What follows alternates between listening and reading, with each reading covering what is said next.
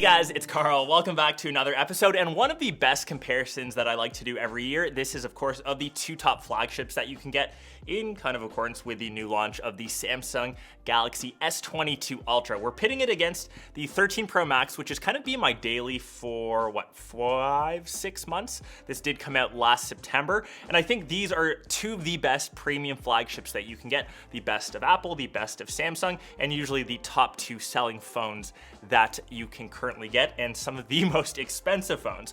We'll start off with pricing first. So for the Pro Max, which is an older model, this starts off at $1099, and over on the S22 Ultra, this is $1199. But keep in mind that's for the base level variant. You only get 8 gigs of RAM, 128 gigs of storage. You can obviously spec these up to higher, and in Canadian dollars, I believe the top spec for this, you can get 12 gigs of RAM and up to 1 terabyte of space, which will run you $2,200. But interestingly enough, Samsung still hasn't increased the pricing of their phone from last year, which I think is a bit of a surprise because everything this year is just more expensive. And it is kind of being put around that the iPhone will increase in price by around $150 in September. So just kind of keep that in mind. Both are obviously super expensive, but you get a really premium experience, I guess, obviously with both. Next off, we'll talk about the most superficial thing, which has to be the color option. And since I typically rock my phones naked, that kind of applies to me. I know that most people will rock a skin or even a case on it. So Sierra Blue for me was the phone color of the year. I think Apple smashed it with this blue option. Obviously, all the Pro models are in that matte finish, and that's actually the same for the S line or the S22 Ultra line. We've got the matte black option here, which I think is a fan favorite, but personally, the green was my favorite, and I think the burgundy one, that's the unique one across any of the S line. I thought that was a bit unique, but yeah, that really depends on which color option you kind of prefer. Both are overall some of the largest devices that you can get. You can see very similar footprint, but kind of different in the design language on the side. So of course the iPhone has that square design, which I kind of love, a squared or I guess flat display. The S22 Ultra on the other hand has a slight curve on it, and I know some people either love or hate that. The display kind of curves ever so slightly, and if you like a flat display, you might have to look at the S22 Plus or just the standard S22. The screen wraps around ever so slightly, which gives you a curved design on the sides. Of course, volume rocker and on and off button on the one side, and on Team iPhone, you just have those alternating on either side. And switching to I/O at the bottom, the iPhone is still stuck on an antiquated port. Of course, it's still Lightning. I'm not too sure if Apple will ever switch to USB-C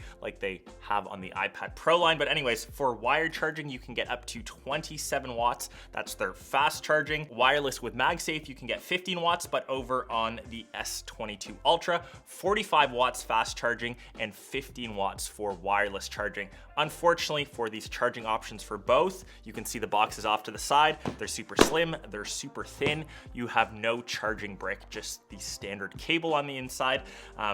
Kind of love or hate that. That's just what we expect with new flagships, or I guess new phones in general, kind of going forward. So that's kind of unfortunate. If you just have to pick up an extra power brick, just buy one off Amazon, save $30 from buying them on the OEM sites. They are fast, they're good, they're cheap. I'll leave my faves linked kind of down below. The rest of the design, I think, comes down to personal preference. They both feel very premium. There is something nice about gripping onto the flat edges of the stainless steel over on the iPhone. Not saying that the S22 Ultra is bad in any way. Maybe it's just because I use this as my daily, I'm used to it. But yeah, they both feel very premium, obviously wrapped completely in Gorilla Glass Victus. You've got the metal straight edges actually on the tops. And I guess that last piece of differentiating hardware on the outside is that S Pen, which has come to the S22 line. And I think Samsung is kind of going away from the Note series. We haven't seen one in a couple years. I don't expect to see an N21 Ultra sometime in September. And I think moving forward now, the S22 Ultra will just kind of combine into the Note series, because if you take this and the last Note that came out, the Note 20 Ultra, there honestly isn't too much that's different. It has a very similar display, obviously the benefits of the S Pen, obviously we have the improvements of the camera module that we'll get to, so there isn't really too much of a difference between the Note line and the S series, and I think the Galaxy Z Fold 3, or I guess Z Fold 4 sometime this year. That will be that hybrid model that tests some of the new tech that is, that differentiator in that note space, which is now almost a void. So the S22 Ultra, the most premium. You don't get the S Pen in the S22 Plus or the standard S22. And over on the iPhone, obviously still no Apple Pencil support for the larger device. And it'll be interesting to see, will Apple come out with a smaller Apple Pencil? Will you be able to snap that Apple Pencil somewhere onto the edge of a Pro Max model? That'll be interesting to see. Could that possibly cannibalize iPad or even iPad mini sales, or will we see a larger iPhone, iPhone 14 Pro Max, or whatever Apple decides to come out with their naming systems? We could see possibly an Apple Pencil, but currently that's not on the radar. But if you are a stylus fan, if you use one for drawing, if you use one for jotting down notes, if you kind of swear by it, I think the S22 Ultra is the option for you. And I honestly will say I use the S Pen less and less as the phone kind of ages. I use it a lot more when it comes out. I always am reminded how nice it is to jot down notes, but in reality, maybe I take a couple selfies with it. Maybe I use it to write on PDFs, but other than that, most of the time, it just lives in the bottom corner. And I will say all of the S Pens this year are color matched on the tip, or I guess the end only. All of the S Pens are just in the standard black. That would have been kind of cool to get a color matched pencil or S Pen. That's just me being nitpicky. In terms of the displays, similar footprint, the S22 Ultra is slightly larger, so 6.8 inches, QHD 120 Hertz, and you can actually now change the refresh rate to be adaptive, still stuck at 120, but still have a QHD display, which is nice because we didn't have that last year in the S21 series. Over on the iPhone, slightly smaller, 6.7 inches, Super Retina XDR. And in the end, they're honestly really good panels. I would say Samsung builds some of the best over on Android. Obviously, iPhones have great displays. I will say the bezels, I know that they have to be there, but they are noticeably thicker on the iPhone compared to the Samsung. Obviously, you have the still humongous size notch compared to the little hole punch cutout over on the S22 Ultra. And in terms of peak brightness, the Samsung actually takes the cake, 1750 nits compared to the 1200 on the iPhone. Honestly, both are still readable in daytime. Both look really good. They don't really have too much glare. And like I said, if you are looking at both panels, I think you'll be happy with the viewing experience on either. And in terms of performance, so this is interesting. Flagships, gotta talk some real talk here. The past, 2 to 3 years, we haven't really seen too much in terms of improvement. If you have a phone that's 3 years old, it will still open up your apps nearly as quick as the latest iPhone, as the latest Android device. They still launch Instagram, they still launch Twitter. You can text, you can call, you can multitask, you can do pretty much anything with a flagship. And even though they have the updated silicon, obviously we have the new Snapdragon 8 Gen 1 chip. I got to check that out in Hawaii for the Tech Summit conference. On the iPhone, we've got the A15 Bionic, but if you are a regular user, if you use your phone to endlessly scroll Instagram, endlessly scroll the death social media cycle, you'll be happy with both.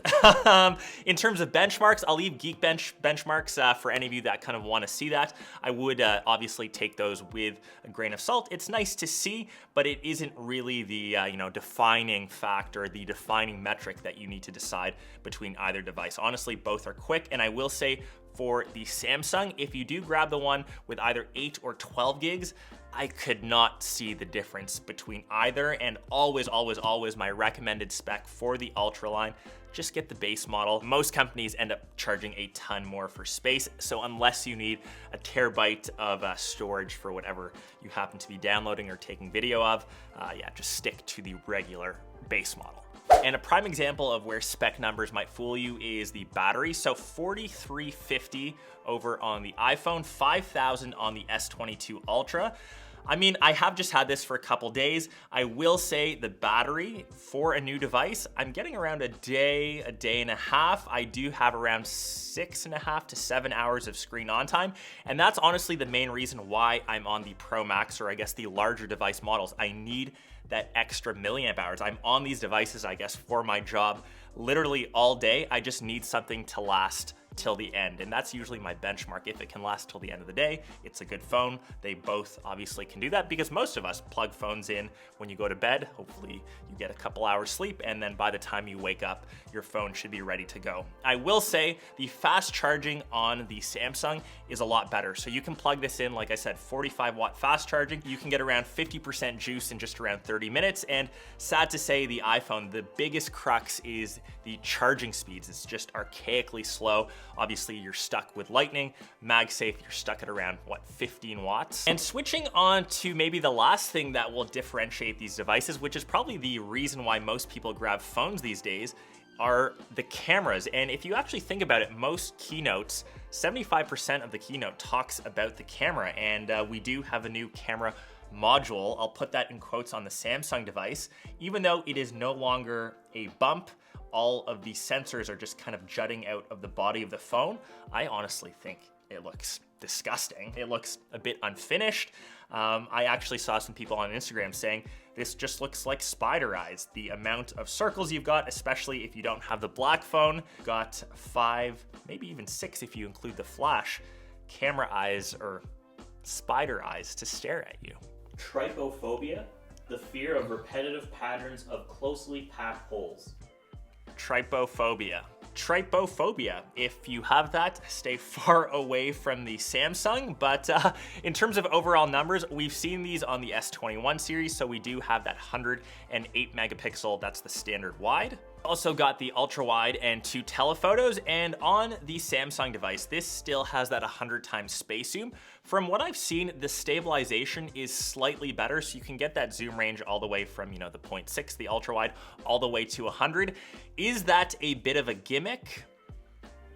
You know, I can't remember the last time I took a 100 times space zoom photo. It's kind of cool to be there, but yeah, I don't generally use that too much. I will say though, for the photo and video features, you do have stuff like Pro Mode, so you can manually change exposure, all that good stuff. They even have portrait video, which matches cinematic mode, which we have on the iPhone. Obviously, it can record in 8K video, which is something that the iPhone can't do. I will say stabilization is turned off, so it is a bit jittery, maybe only useful if you have this on a tripod. And over on the iPhone, we have the trifecta camera setup. So typically this is one of the best in class, especially for video, which is the 12 megapixel wide, ultra wide, as well as telephoto. It is rumored that Apple is building a 100 megapixel sensor, so we might see that on the iPhone 14, 14 Pro Max. But I will still say, even with testing this, video on the iPhone, it just takes the cake. It is best in class still. Androids in general still struggle, and I will say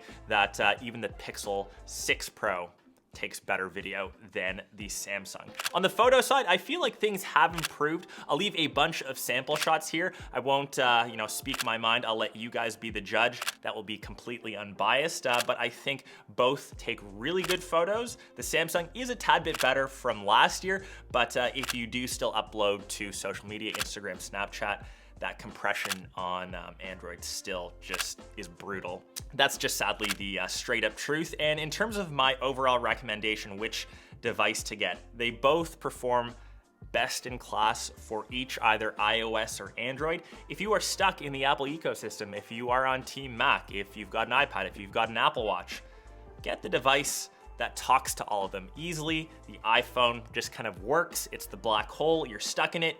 If you're on Android, I would say it's a toss-up between this and the Pixel 6. I love what Samsung is doing. I love that they're kind of introducing features like the S Pen. You don't really need to grab the Note anyways. It's a premium build, a premium experience. Built on Android 12, One UI 4.1. I still prefer stock Android. I know that's once again a bit of personal preference, but if you're in the Samsung ecosystem, I know a lot of people that use Samsung DeX have, you know, a Samsung Galaxy Watch. Once again, a great little integration. I won't say that Bixby is any good. It's even worse than Siri, if that's possible. Both are pretty much trash. Google Assistant is still the way to go. But anyways, hopefully you guys enjoyed this quick little comparison. 2 flagships, both around that $1,000 mark, probably close to that $1,500 mark if you don't live in the US. Let me know which device you'd end up getting, and hopefully this video helped you decide which side of the camp to lean on. Hope you guys enjoyed it. If you want to see this device against any others, let me know down below. Full review incoming. We'll catch the rest of you in one of my next vids. Peace.